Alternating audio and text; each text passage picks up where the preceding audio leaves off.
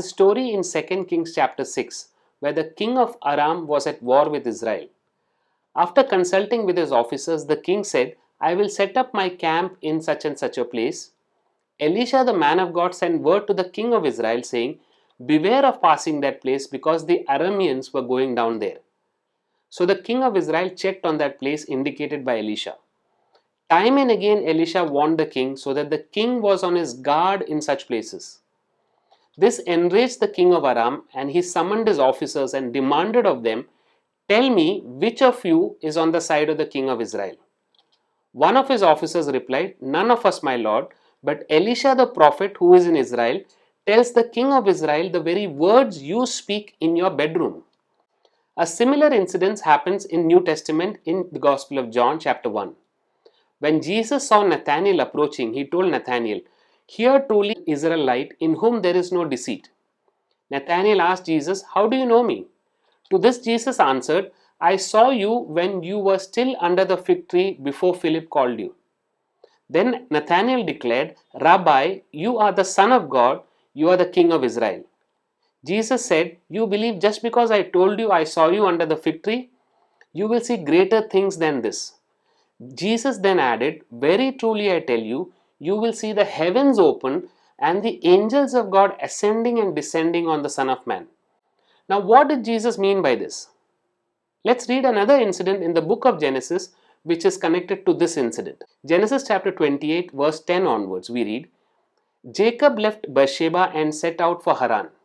When he reached a certain place, he stopped for the night because the sun had set.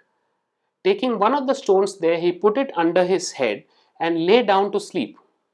He had a dream in which he saw a ladder resting on the earth with its top reaching to heaven, and the angels of God were ascending and descending on it. There above it stood the Lord, and he said, I am the Lord, the God of your father Abraham, the God of Isaac. I will give you and your descendants the land in which you are lying. Your descendants will be like the dust of the earth, and you will spread out to the west, to the east, to the north, and to the south.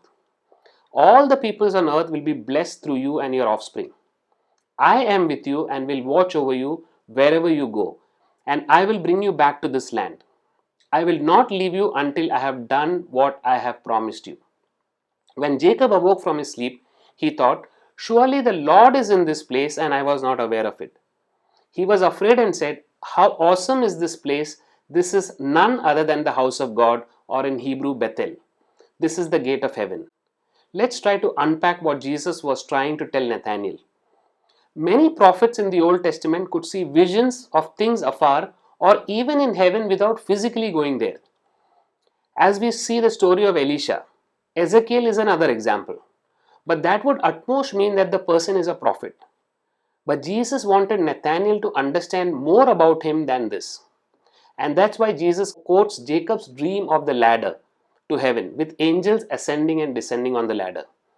In the portion of Genesis chapter 28, we read, there above the ladder stood the Lord, and the Lord said, I am the Lord, the God of your father Abraham and the God of Isaac.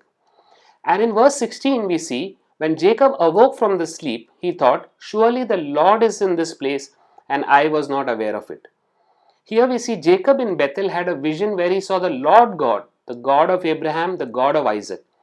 And Jesus, by saying, you will see the heavens open and the angels of God ascending and descending on the Son of Man, he was saying that he is the same God who appeared to Jacob at Bethel. Jesus, by calling himself Son of Man, also addressed himself by the title Daniel addresses the Messiah in Daniel chapter 7. In the next video, we will see if Daniel really saw Jesus, the Son of Man. That will be an exciting study. May God bless you.